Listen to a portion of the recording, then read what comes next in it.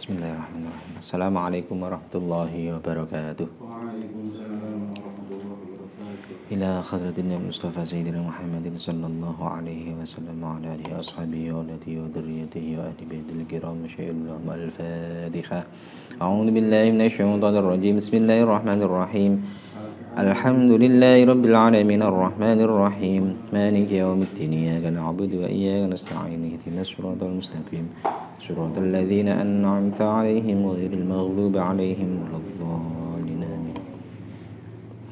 Wa ila ikhwani minal anbiya'i wal mursalin wasyuhada'i wassalihin wal 'ulama'i al-'amilin wal muhsinin masyariqil ardi ila magharibiha wa ila hadrati kulli waliyyin wa waliyatin masyariqil ardi ila magharibiha barriha bahriha wa diyatiha wa jami'i bihariha wa ila hadrati أساتذتنا وأساتذة مشايخنا مشايخهم خصوصا حضرة الشيخ العالم الفاضل أبي عبد المؤتي محمد الجاوي والشيخ العالم الفاضل سليم إسماعيل الحضرمي إلى حضرة عبد المنان المؤمن يا سيد الفاسي يا حجي عبد المنان يا حجي سالين يا خير يا حجي مسجد بالي حافظ المزدري إلى حضرة والدينا والديه مشايخهم إلى حضرة لهم الفاتحة. أعوذ بالله من الشيطان الرجيم. بسم الله الرحمن الرحيم. الحمد لله رب العالمين الرحمن الرحيم مالك يوم الدين إياك نعبد وإياك نستعين اهدنا الصراط المستقيم صراط الذين أنعمت عليهم غير المغضوب عليهم ولا الضالين وإلى حاجاتنا من حوائج الدنيا والآخرة خصوصا طلب العلم النافع. الفاتحة. أعوذ بالله من الشيطان الرجيم. بسم الله الرحمن الرحيم. الحمد لله رب العالمين الرحمن الرحيم مالك يوم الدين إياك نعبد وإياك نستعين اهدنا الصراط المستقيم صراط الذين أنعمت عليهم غير المغضوب عليهم ولا الضالين آمين.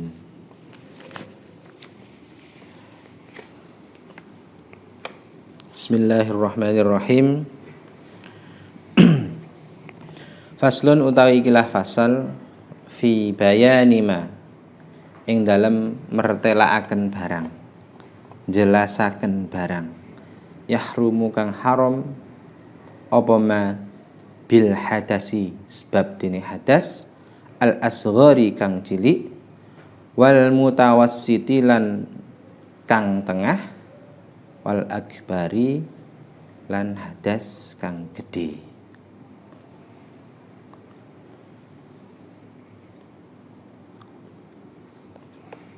Bayane man utawi samane wong iku intaqalla rusak utawa batal apa wudu'uhu luneman haruma mongko haram alaihi ing atase man apa arba'atu asya'a papat pira-pira perkara.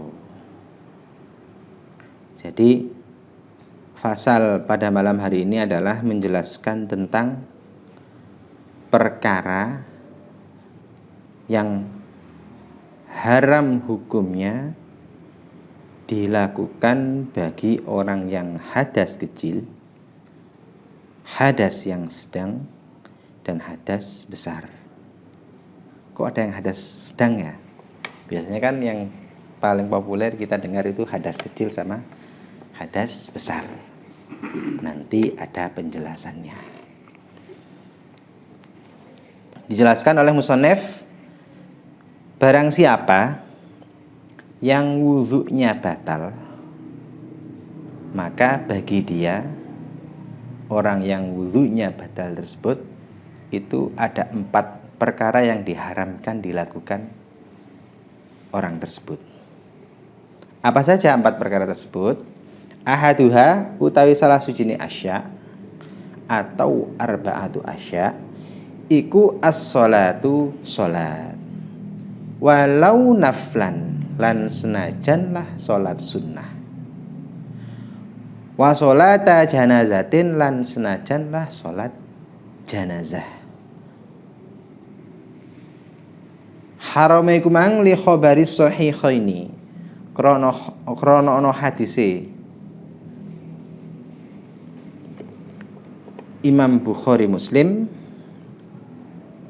rupane hadise la yakbalu ora nerimo sapa Allah Gusti Allah ora nerimo salata ahadikum ing salate salah suci sira kabeh ida ahdasa nalikane hadas sapa se ahad ora diterima mang hatta yatawaddoa sehingga wudu sapa se ahad ayat tegese layak balu ora nerimo sapa Allah Gusti Allah salata ahadikum ing salate salah suwijine sira kabeh ora diterimane iku mang hina hadasihi ing dalem mangsa hadase ahad ila ayyatawaddoa tumeka maring yen to wudu sapa si ahad dadi la wudu fayak balu mongko nrimo sapa Allah salatahu ing salate ahad. Jadi yang pertama yang tidak boleh kita kerjakan ketika kita itu tidak mempunyai wudu atau wudu kita sudah batal adalah sholat. Hukumnya tidak boleh sholat tanpa mempunyai wudu, meskipun itu sholat sunnah dan meskipun itu adalah sholat jenazah. Karena ada sebuah hadis yang diriwayatkan oleh Imam Bukhari Muslim yang bunyinya adalah Allah tidak menerima sholat di antara kita, salah satu di antara kita ketika kita masih hadas sehingga kita melaksanakan wudu. Maksudnya wudu dulu baru sholat. Maksudnya Allah tidak menerima sholatnya salah satu di antara kita ketika kita tidak mempunyai wudu. Bisa diterima kalau kita berwudu dulu lalu melaksanakan sholat. Illa kecuali ala sakidit tahuraini ing atase wong kang kasepen alat sesuci loro. Dadi fayusolli mongko salat sapa sifaqitut tahura ini al fardhu ing salat fardu. Dunan nafli ora se salat sunnah. Kecuali bagi orang yang tidak mempunyai fasilitas untuk bersuci, baik bersuci mandi ataupun bersuci hadas besar, atau baik bersuci untuk wudu atau untuk bertayamum, maka diperbolehkan kita melaksanakan sholat fardu saja, bukan untuk sholat sunnah. Alasannya li hurmatil waqti, kerono hormat waktu. Melaksanakan sholat fardu tadi itu karena untuk menghormati waktunya sholat fardu itu saja. Wa yaqdilan nyaurono sapa sifaqidut tahura ini idza qadhara nalikane kuwasa sapa sifaqidut tahura ini ala ahadima ing atas salah sini tahura ini. Akan tetapi bagi orang yang sholat hormat waktu tadi itu, agar mengganti sholatnya kembali ketika sudah menemukan salah satu dari fasilitas atau alat untuk bersuci, baik itu tayamum ataupun wudu. Wa fi makna sholatilan iku ing dalam makna sholat khutbatul jum'ati utawi khutbahe dina Jumat. Wa sajdatut tilawati lan sujud tilawah. Wa syukri lan sujud syukur. Jadi disamakan maksudnya dengan halnya masalah sholat, begitu juga dengan khutbahnya sholat Jum'ah atau untuk sujud tilawah atau untuk sujud syukur. Maksudnya bagaimana? Khutbah Jum'ah kan membutuhkan wudu. Begitu juga sujud tilawah. Itu kan dianjurkannya bagi orang yang mempunyai wudu. Ataupun sujud syukur kan dianjurkannya kan yang mempunyai wudu. Maka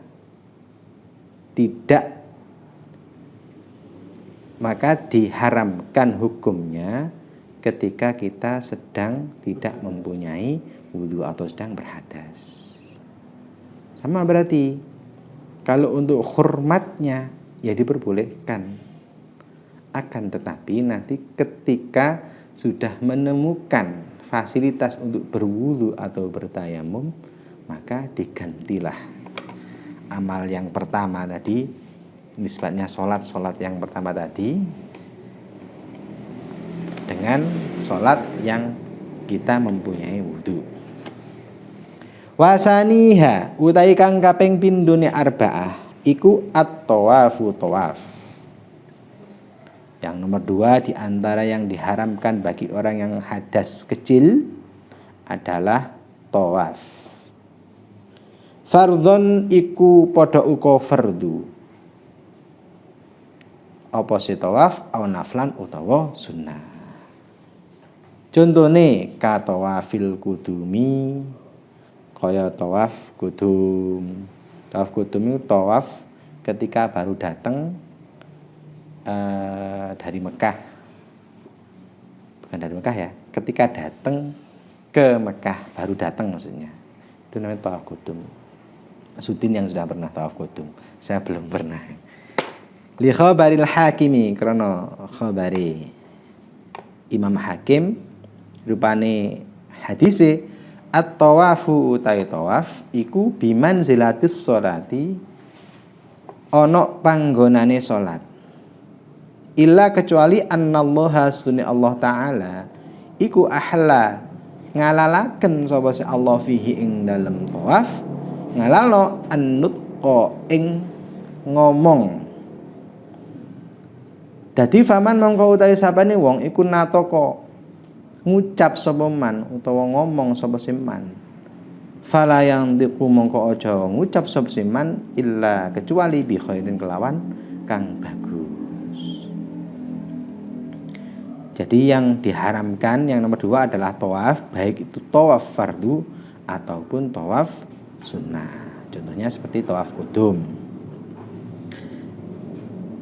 Diharamkannya ini karena melihat dari hadisnya Imam Hakim yang bunyinya tawaf itu sama halnya, kedudukannya itu sama dengan sholat.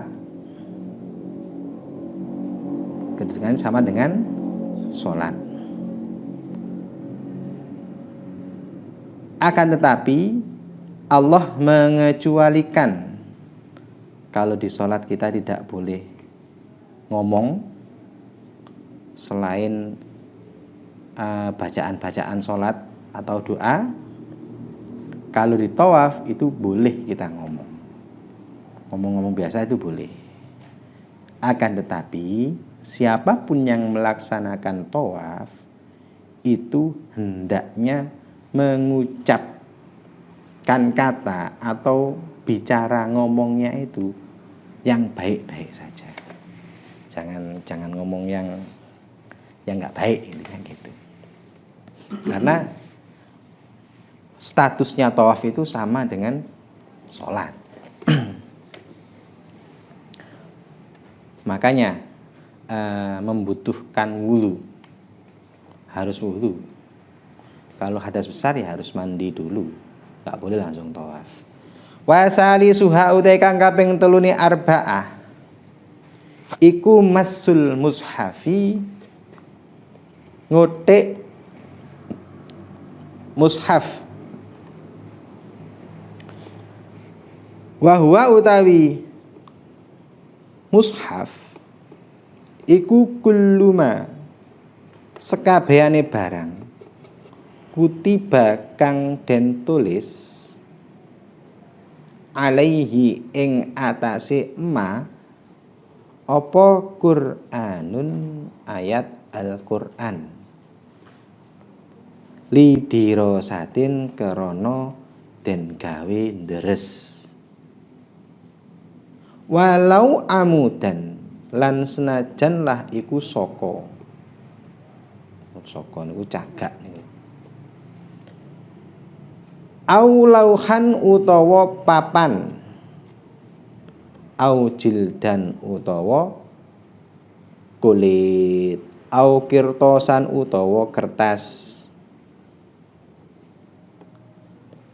Yang ketiga di antara yang tidak boleh dilakukan oleh orang yang sedang hadas, orang yang wudunya batal adalah menyentuh mushaf. Kenapa kok mushaf? Kok bukan Al-Quran? Karena ini lebih rinci lagi. Karena yang disebut mushaf adalah sesuatu apapun yang di dalamnya atau di atasnya itu tertuliskan ayat Al-Quran. Meskipun cuma bismillah misalnya. Tapi kalau niatnya itu niat tulis Al-Quran ya nggak boleh kita sentuh. Termasuk kategori mushaf itu.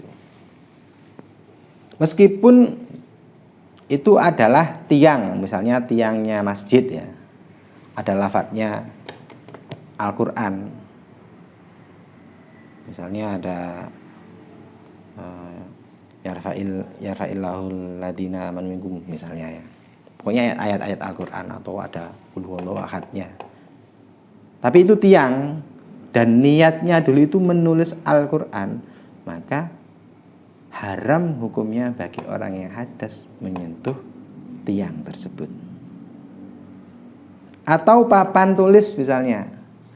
Papan tulis sedang mengajar Al-Quran, sedang mengajar ngaji, terus si gurunya menulis ayat Al-Quran di dalam papan tersebut dengan niatan nulis Al-Quran, maka haram hukumnya menyentuh papan tersebut yang ada tulisan Al-Qurannya. Atau di kulit sapi, kulit kambing, di kayak kaligrafi misalnya itu harus ada niatannya nanti. Atau di kertas biasa tiba-tiba nulis Al-Quran, nah itu harus nggak boleh dipegang kalau kita nggak punya wudu. Makanya di sini disebut dengan mashul mushafi, bukan mashul Qur'ani. Kalau mashul Qur'ani kan jelas memang nggak boleh. Ini mushaf, sesuatu apapun yang dalamnya ada tulisan ayat-ayat Al-Quran. Wa kharajalan kejaba bidzalika kelawan mengkono-mengkono kulluma apa at-tamimatu jimat. Wahia utawi at-tamimah iku ma barang yuktabu kang den tulis fiha ing dalem ma apa syai'un suwiji-wiji minal Qur'ani saking Al-Qur'an, akan tetapi nulise litabarruki krana ngalap barokah. Watu alakulan den gantungaken apa sema ala roksi ing atase sirah utawa gulu masalan ing dalam umpamane. Dadi fala yakhrumu mungko ora batal apa masuha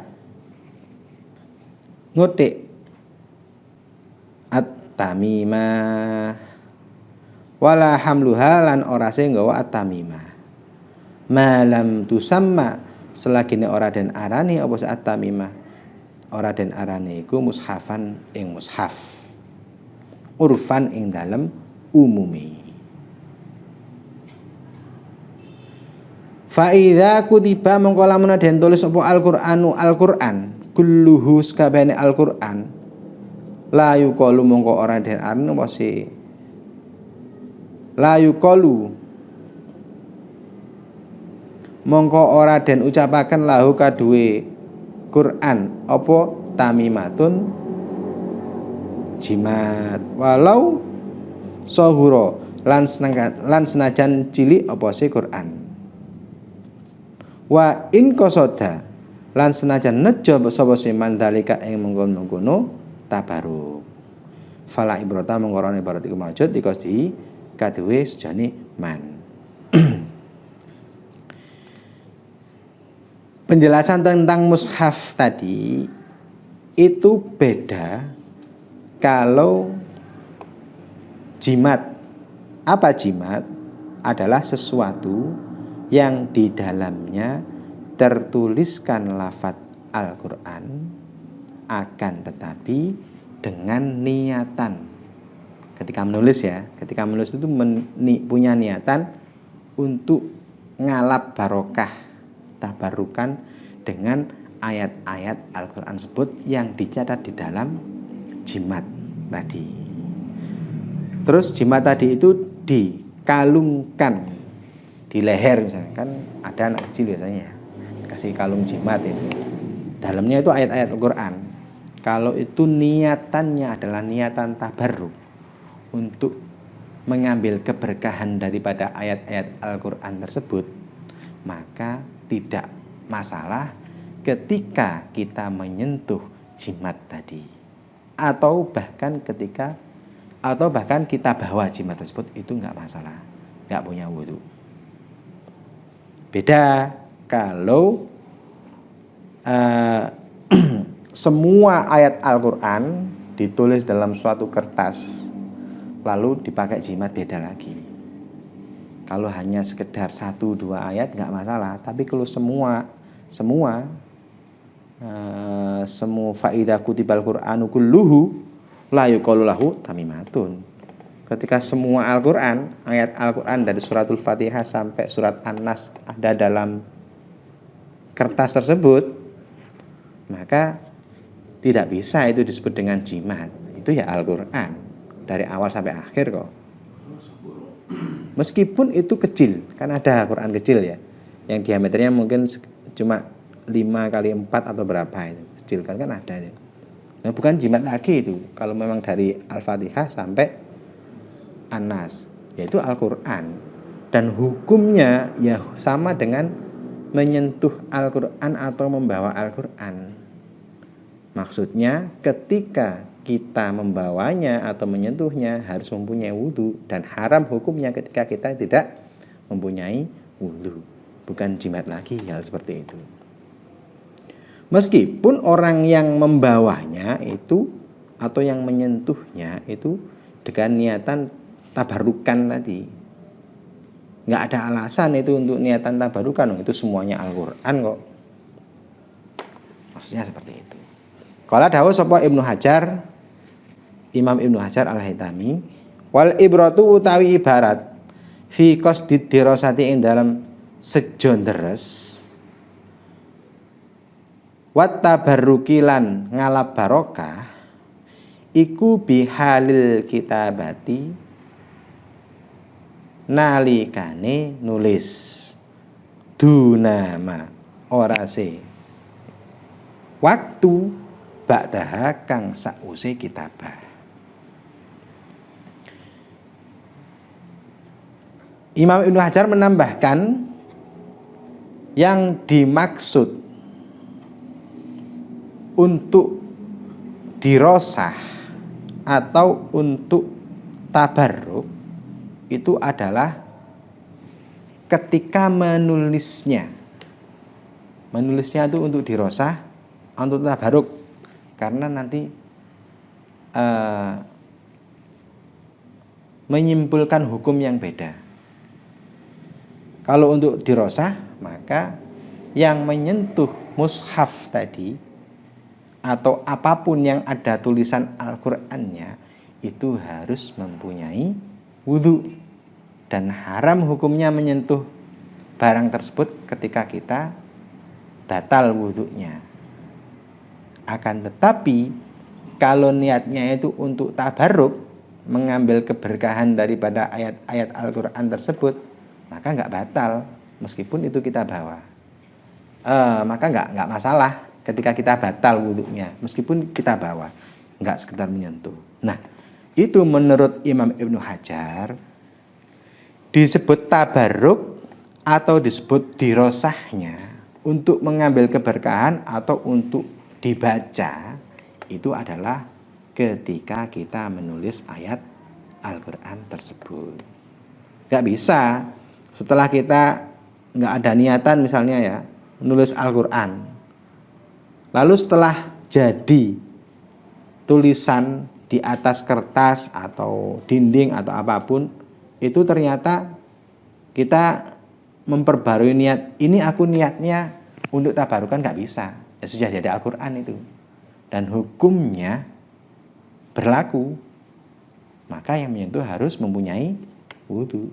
Nah ini makanya harus hati-hati. Semacam orang yang... Begitu menghapusnya ya? Kenapa? Begitu pun menghapusnya. Iya, kan menyentuh jadinya.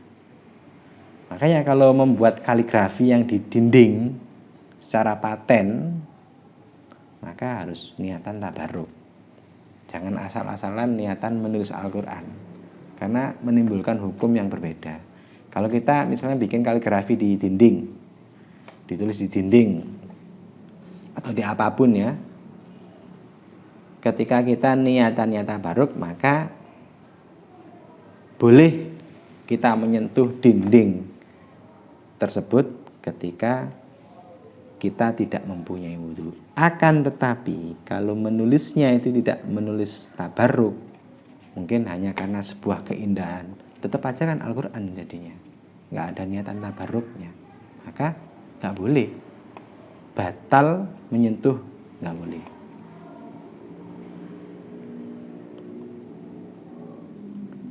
Wabil katibilan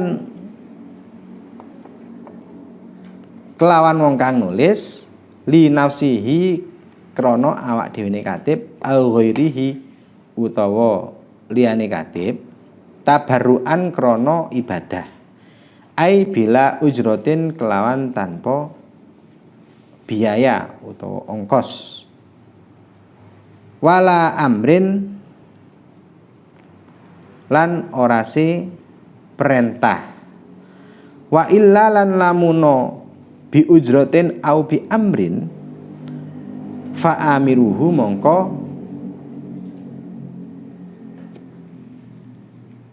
kaduwe wong kang perintah katib au mustajiruhu utawa wong kang nyewa utawa bayar katib. Maksudnya bagaimana? Maksudnya ketika menulis tadi, misalnya membuat jimat itu ya, membuat jimat itu niatnya bagaimana? Niatnya ini tabarukan karena mengharapkan barokahnya surat Fatihah agar anak saya tidak sakit misalnya. Nah, itu untuk dirinya sendiri atau untuk orang lain. Misalnya saya nulis untuk anak saya, ya maka anak saya itu ketika batal pun nggak apa-apa.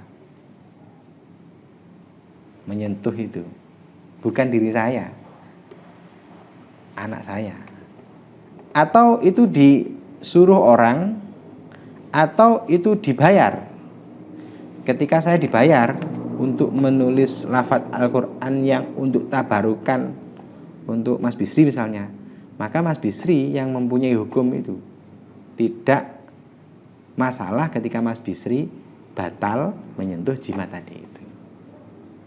Ketika selesai nulis, saya batal, nggak boleh nyentuh tadi itu.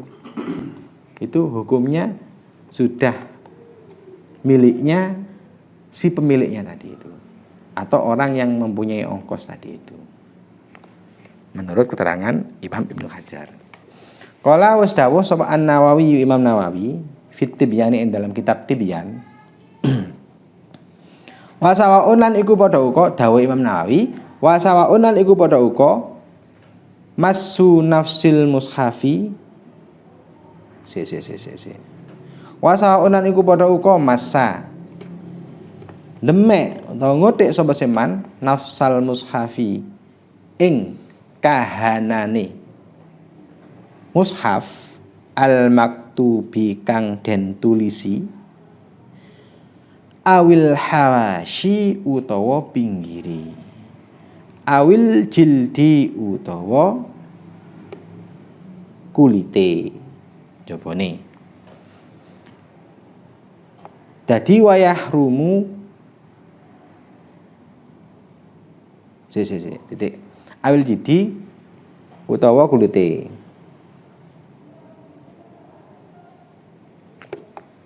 Menurut Imam Nawawi,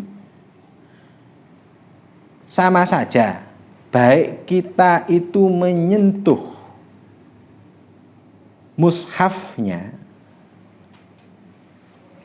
kayak Al-Quran itu kan mushaf, bentuk yang disebut Al-Quran itu kan ayat-ayatnya. Jadi kalau bukunya itu namanya mushaf. Nah, itu baik kita menyentuh mushaf yang bertuliskan Al-Qur'annya ataupun di pinggirnya yang enggak ada tulisannya ataupun bahkan sampulnya, itu sama saja hukumnya. Tetap haram hukumnya kalau tidak mempunyai wudu. Sama ya, hukumnya sama. Wa yahrumulan haram apa masul kharitati, demek utawa ngotik kantong, wal ghilafi lan tutup, wasunduki lan peti, idza kana tatkalane ono iku fihina ing dalem mengkono-mengkono kharitah, ghilaf, sunduk, opo al mushafu mushaf. Hadza utawi mengkono-mengkono haram iku huwa utawi hadza iku al madhabu, madhab al mukhtaru kang den pilih. Wakilalan setengah ikil la tahrumu ora haram apa hadhi salatati mengkono-mengkono ikilah telu. Wa huwa utawi al khurmah iku dhaifun apes. Menurut sebagian kaul, kalau ada peti misalnya, peti atau sebuah kotak ya, yang di dalamnya itu ada Al-Quran, ada mushafnya, atau kantong itu kayak semacam tas, di dalamnya ada Al-Qur'annya, atau hanya sekedar penutupnya Al-Qur'an, misalnya Al-Qur'an ditutup dengan kain ya, itu hukumnya haram menyentuh tiga barang tersebut, baik peti ataupun tas, kantong ataupun penutupnya. Akan tetapi sebagian qaul itu tidak masalah kalau tempatnya saja, tempatnya Al-Qur'an itu enggak masalah, atau penutupnya itu enggak masalah. Sebagian qaul, tapi sebagian qaul yang terpilih, mazhab yang dipilih itu haram hukumnya. Jadi yang lebih hati-hati. Kenapa kok sebagian qaul lagi ada yang tidak mengharamkan? Karena yang tidak mengharamkannya ini menganggap qaul yang mengharamkan menyentuh kantong atau penutup Al-Quran atau bahkan kotak tempatnya Al-Quran itu hadisnya dhaif. Makanya kalau dhaif kan tidak bisa dipakai untuk sebuah hukum, akan tetapi bisa untuk menyempurnakan sebuah amal. Makanya di sini ada istilah hadza wal madhabul mukhtar. Ini adalah qaul yang terpilih, yang bagus. Kenapa? Ya saking memuliakannya terhadap mushaf yang tertuliskan Al-Qur'an itu tadi. Walau kutiba lamun den tulis apa Al-Qur'an fi lauhin ing dalem papan atau blabak atau papan, fa hukmuhu mongko utahi hukume lauhin iku hukmul mushafi padha karo hukume mushaf. Sawaun iku padha uga ana. Sawaun iku padha uga qalla utawi titik apa al maktubu ayat kang den tulis au kasura utawa akeh apa sih al maktub. Hatta sehingga laukana lamun ana apa sih al maktub iku ba'dhu ayatin setengah ayat. Kutiba kang den tulis apa sih ba'dhu ayatin lidirasati krana deres. Haruma mongko haram apa sih lauhun. Seandainya ada sebuah tempat atau papan kayak papan apa? Tulis itu ya. Papan tulis itu ya. Itu ada tulisan Al-Qur'annya, maka tempat tersebut hukumnya sama dengan hukumnya mushaf. Bagaimana hukumnya mushaf? Ya di atas tadi itu. Tidak boleh disentuh ketika tidak mempunyai wudhu. Haram, menyentuh lauh tersebut haram. Meskipun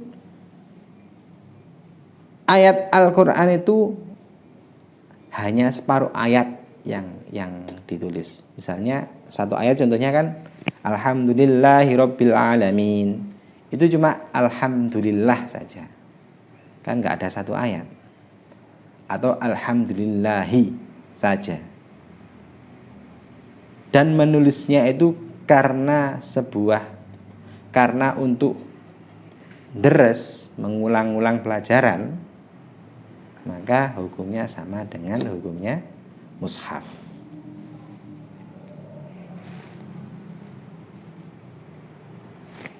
Wa qala dawu sapa Imam Nawawi aidon halim alih wa fil mushafilan iku ing dalem mushaf salasu lughatin utawi telung bahasa. Dhammul mimi suwiji iku dhamai mim wa fathuha lan fathai mim wa kasruha lan kasroi mim. Fa dhammu mongko utai dhammah wal kasru lan kasroh iku masyhuroni masyhur karoni. Wal fathu utai kang fathah iku dzakara nutur ha ing fathah sapa Abu Hafiz An-Nuhasu wa ghairihi lan liyane Abu Hafiz An-Nuhasu, bukan Abu Hafiz Umaru, bukan ya. Kala dawuh sapa titik Imam Nawawi menjelaskan tentang masalah kalimat mushaf. Kata Imam Nawawi, mushaf itu ada 3 cara baca. Yang satu bisa dibaca dengan dhammah mushaf, mimnya dibaca dhammah mushaf. Ada yang mishaf, ada yang mashaf. Akan tetapi dhammah dan kasroh itu lebih terkenal, lebih umum daripada fathah. Berarti lebih banyak yang baca itu mushaf atau mishaf daripada baca mashaf menurut Imam Nawawi. Wal fathu dzakaroha Abu Hafsin, kalau yang membaca mashaf ini bacaannya Imam Abu Hafsin An-Nuhasu dan wa ghairihi, dan selain Abu Hafsin An-Nuhasu. Kalau jauh sapa Asy-Syibromalisi, Imam Syibromalisi, namanya lupa saya. Syibromalisi ini imam yang dari Malaysia, imam fikih dari Malaysia. Wa dhairu utawi jelase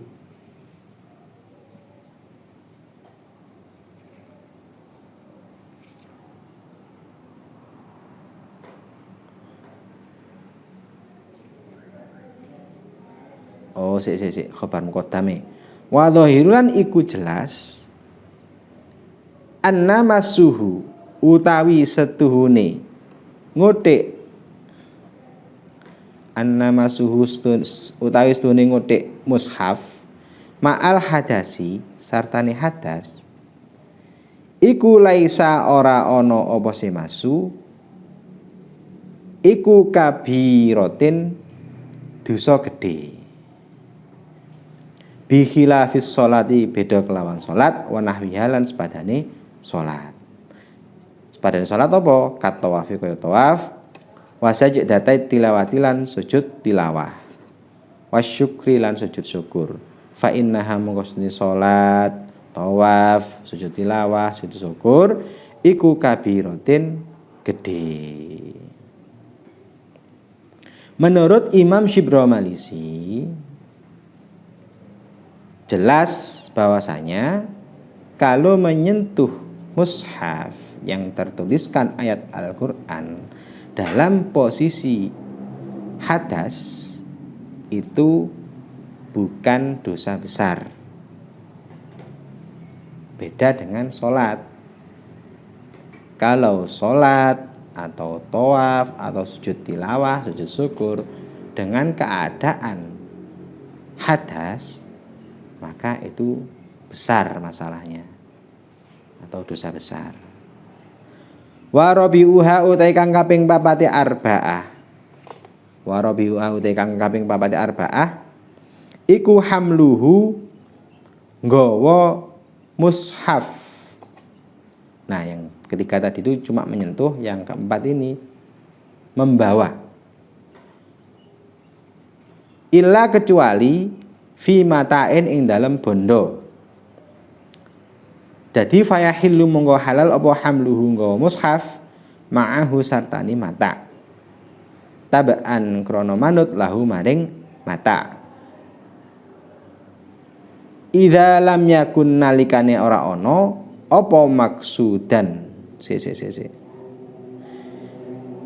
Idza lam yakun nalikane ora ana apa se mushaf iku maksudan kang den sejo bil hamli kelawan den gawa wahdahu hale suwijine mushaf. Contone bi alam yaqsid kelawan yen to ora nejo sapa seman syai'an ing suwi-wiji au qasada utawa nejo sapa seman al mata'a ing bondo wahdahu hale suwijine mata. Yang keempat daripada yang tidak boleh bagi orang yang hadas adalah membawa mushaf, kecuali kalau mushaf atau Al-Quran lebih populernya itu ada pada suatu barang. Misalnya mushafnya ada di dalam lemari, mau kita pindah lemarinya. Nah, kita tuh niatnya mindah lemarinya, bukan memindahkan mushafnya. Itu nggak masalah. Beda lagi ya. Alasannya karena Al-Quran itu mengikuti barang yang kita bawa itu, bukan kita yang memindahkan Al-Qurannya. Alasannya itu. Akan tetapi ketika kita niatnya betul-betul memindahkan barangnya atau membawa barangnya, bukan mushafnya. Tas misalnya ya, di atas ini kan nggak boleh ya menyentuh ya. Misalnya tas ini, kita mau berangkat ngaji, di dalam itu ada buku, ada pensil, ada kitabnya, ada Al-Qurannya misalnya, nggak apa-apa dibawa. Kalau kita niatnya membawa tasnya, bukan membawa Al-Qurannya. Ini politiknya ini. Nah, Qurannya kan katut, istilahnya seperti itu, nggak masalah. Tapi niati harus tidak membawa Al-Quran loh ya. Kalau niatnya membawa Al-Quran, berlaku hukumnya. Nggak boleh. Nggak boleh. Tapi kalau niatnya membawa selain Al-Quran tersebut, Al-Quran itu hanya mengikuti saja, maka hukumnya boleh.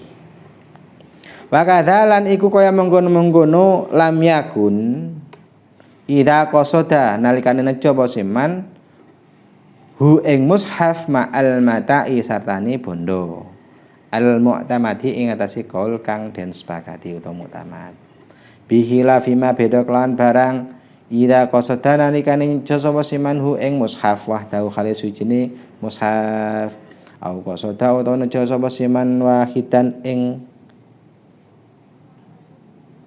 suwiji la bi ainihi ora sih kelawan kahanane wahid fa innahu mungusne hamlu iku yahrumu haram wa hamlu.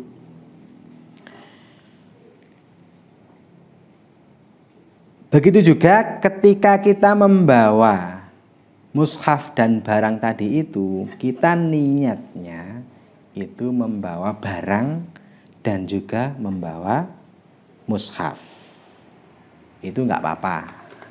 Tapi kalau di i'anah itu dirinci banyak mana mushaf sama barangnya. Kalau banyak mushafnya ya nggak boleh. Kalau banyak barangnya boleh. Kalau di sini, kalau niatannya itu membawa barang dan mushafnya boleh. Sama halnya kita membawa barangnya saja, mushafnya mengikuti.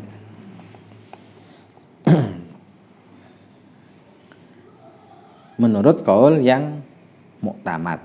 Muktamad itu kaul yang bisa dijadikan suatu pegangan. Oh boleh, boleh. Kita pakai itu boleh. Enggak dhaif lagi, enggak. Bi khilafima idza qasada wahdahu. Beda kalau kita niatnya itu hanya membawa mushaf, tapi mushafnya di dalam kardus misalnya, enggak boleh. Enggak boleh. Au qasada utawa ncoba seman wahidan labi ainihi. Wahidan ing suci labi ainihi. Kalau niatnya itu hanya membawa mushafnya saja, tapi mushafnya yang ada di dalam tempat tadi itu ya haram hukumnya, sama saja dengan membawa mushaf. Akan tetapi kalau membawanya niatnya dua, membawa mushaf dan barang itu nggak apa-apa, atau niatnya membawa barangnya saja nggak apa-apa. Tapi kalau niatnya dimurnikan membawa mushaf itu tidak boleh atau haram. Wala yustaratulan ora den syarataken apa kaunul mata'i anane bondo iku dzarfan wadah lahu kaduwe mushaf. Dan tidak ada persyaratan bahwasanya tempat yang di dalamnya ada mushafnya itu memang betul-betul tempat yang dikhususkan untuk mushaf.